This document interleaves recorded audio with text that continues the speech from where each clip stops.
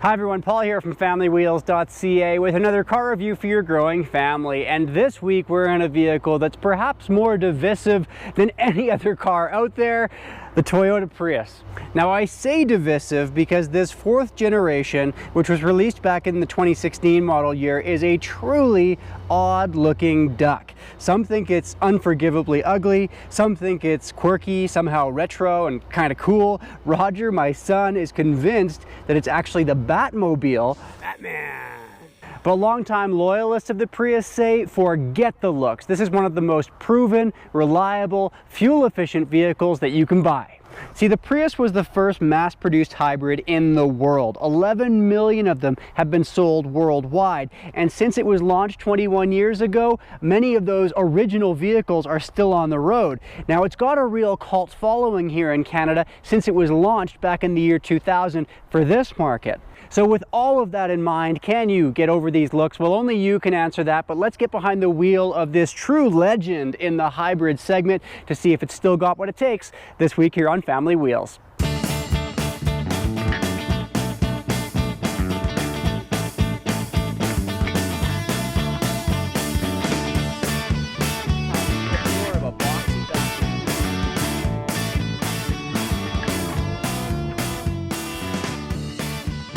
Well, since the Prius first jumped onto the scene and kind of created the hybrid scene, we've seen a fair bit more competition come into this segment too. The Ford C-Max, the Hyundai Ioniq, the Honda Accord hybrid, there's even the Toyota Camry hybrid within this company. And then of course, we're also seeing plug-in hybrids becoming a much more common sight as well. Cars like that Honda Clarity that we were driving around a few weeks ago, which makes this look downright normal.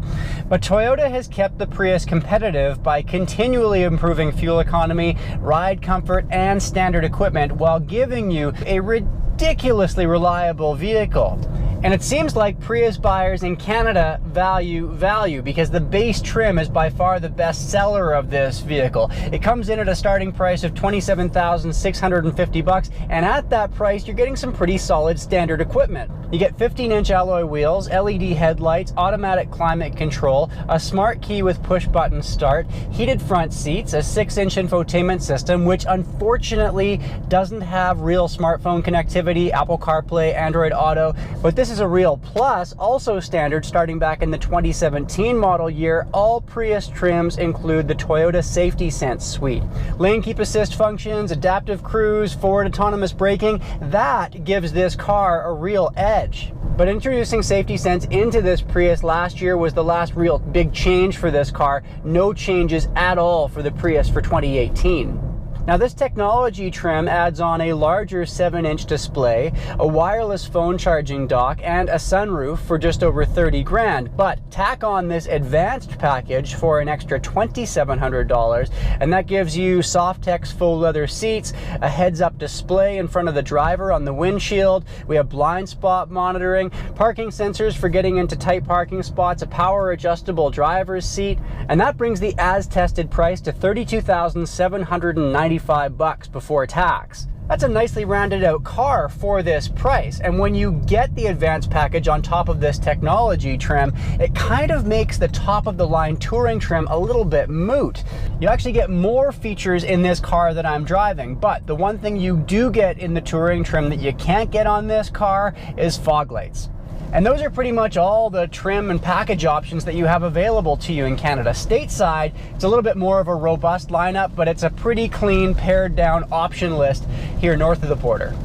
No matter the trim though, you're getting the same guts in the Prius. When it was redesigned for 2016, it was the first car in the Toyota lineup to get built on the Toyota new architecture platform, which makes it stiffer, safer. It's got a top safety pick rating from the Insurance Institute for Highway Safety. It also has a lower center of gravity and surprisingly good corner feel as well. Under the hood, a 1.8 liter four-cylinder is paired up to a 60 kilowatt electric engine for a total of, well, not much, 121 horsepower. It's a little slim for a car of this size. That Honda Clarity puts out nearly 100 more horsepower at 212 of them, but the Prius does edge out the Hyundai Ioniq hybrid by 17 horses. And honestly, while I was kind of fully expecting the Prius to be a bit of a dog under acceleration, it's not that bad. Neither is its continuously variable transmission, which so many people love to knock. In this case, it's pretty smooth and responsive. Although I could do without this kind of joystick style shifting knob, it's really not my favorite. And the fact is, this car is far more at home in the city, in the urban environment, than it is on the highway. Get this thing up to higher speeds and passing somebody or making a quick maneuver going up a steep hill on a highway pass, it's not going to have a lot of guts for you. And it's actually just slightly more fuel efficient in the urban environment as well. Toyota says that for all-around driving, you should average about 4.5 liters per 100 kilometers, and we are just above those numbers this week at 4.6. The thing is that every little bit of this car seems to have been designed around fuel economy. There are so many clever features in this car, like the exhaust recirculation system that warms up the engine more quickly so you can get to more efficient, optimal operating temperatures faster. And of course, with this hybrid system, with all of those regenerative forces that you're creating under braking or even as you're coasting along, you're going to need some fairly large battery packs to store all of that power. And those batteries have been getting flatter and smaller, so they're now being stored under the second row seats, which gives you more trunk space here in this latest edition of the Prius. The base trim on this car, by the way, comes with cheaper nickel metal hydride batteries, while weight is kept down in the two higher level trims by using more advanced lithium ion batteries. But when it comes to tapping into this pent-up energy, one issue that I've had with hybrid Toyota vehicles over the last few years is this pesky EV button down here. It basically lets you operate this car under strictly electric power for short distances. Toyota says that that maxes out at about 1.6 kilometers, but it's finicky, really finicky. If you just think for a second about putting your foot down on the gas pedal, you'll get booted out of EV mode. The engine needs to be warm. It can't be too cold outside. The HVAC system needs to be kept down to a murmur. And if the lights are on at night, it's not going to work either. So you can see what I mean here. But you know, for slow driving through a parkade where maybe you don't want to create exhaust, or if you're silently rolling into your garage after a night shift while your kids are sleeping, I can see that it does have its place. But speaking of parking this car, one thing that I find super annoying here about the Prius is the backup alarm that it's got. As soon as I put this gear selector into reverse mode, you get that beep. And it's not on the outside, it's just here on the inside to let the driver know, because the car is so quiet, that you're reversing rather than driving forward. Apparently you can turn this off. I'm going to turn it off right now. You can turn this off deep in the settings somewhere, and that is the first thing that I would do if I were buying this car. It makes driving in an urban environment when things are already a little bit hectic really quite overwhelming. And speaking of backing this car up, the rearward visibility here in the Prius is kind of challenged because of this big split window behind you. I'm glad to see a rear backup camera coming as standard in the Prius, because it would be darn tricky trying to back this thing up otherwise.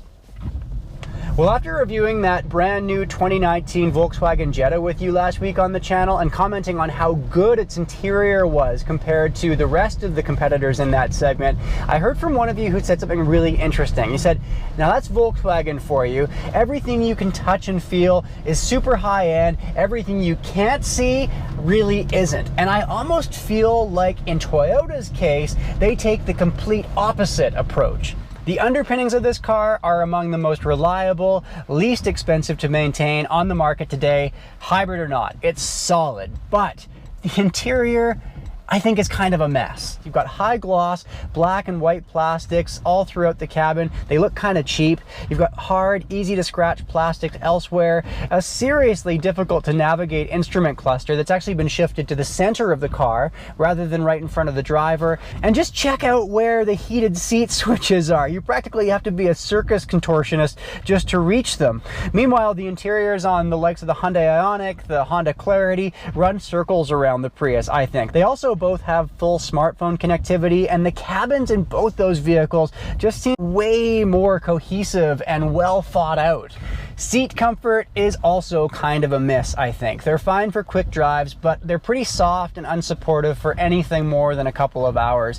I do really like this Softex material though. It's a very convincing faux leather that's much greener to make and is also incredibly tough for life when you've got hard-knocking kids. And let's get to those kids, because the Prius is longer and also wider in this latest generation, which means that you're going to have a lot more second row space. Kids and front-facing car seats haven't been a problem for us at all this week. A rear-facing car seat also fits quite well, with 28.5 inches measured from the back of the front passenger seat up to the glove box. But a seemingly unnecessary chunk of that shiny black plastic that I was talking about is right there on the dash, and it did make it hard to shoehorn my knees in place with a rear-facing car seat behind me.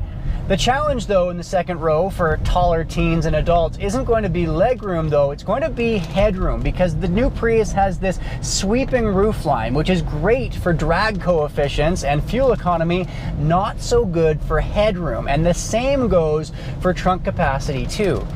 While it's plenty big enough back there for our standardized trunk test, which is a stroller, backpack, soccer ball, diaper bag, and a couple bags of groceries, the roofline on this hatchback style trunk is too low for putting taller items or the family dog back there. Now, if you need more space, you can put down the second row seats. That gives you, unfortunately, not a completely flat load floor, but it certainly gives you more space for hauling around longer items. It's certainly far better here in this hatchback style trunk than we see in the more sedan style vehicles like the Honda Clarity, the Honda Accord Hybrid, or even the Toyota Camry Hybrid. In terms of usable trunk space, it's a little bit higher, just a slightly larger trunk as well. Well, I don't think that the Prius is the slam dunk that perhaps it used to be. The hybrid segment has gotten a lot more crowded since it first came onto the scene at the turn of the century, but you can't deny that it really did pave the way for a lot of its competitors. Another thing that's knocking this traditional hybrid Prius down a rung is the introduction of plug-in hybrid vehicles like the new Prius Prime. By charging it up with a household-style plug, it gives you 40 kilometers of strictly electric range, which, if you have a short daily commute, means you could avoid using a gasoline engine almost entirely. And since it's just $5,000 more than the base version of this car, once you pile on provincial incentives from Ontario, Quebec, and BC for electric vehicles, in some cases, the Prius Prime is actually the cheaper buy. So keeping all that in mind, it really should be no surprise that for the first 4 months of 2018, Prius Prime sales were double those of this more conventional Prius. But 20 years on here, granted, yes, it does look kind of funny, but if you're looking for rock-solid reliability and jaw-dropping fuel economy out of a conventional hybrid vehicle, this Prius still has to be on your test drive list. Now, the next time I see you will be in the brand new version of the Mazda 6 sedan. Make sure to check that out 7 days from now, and thanks for tuning in to Family Wheels.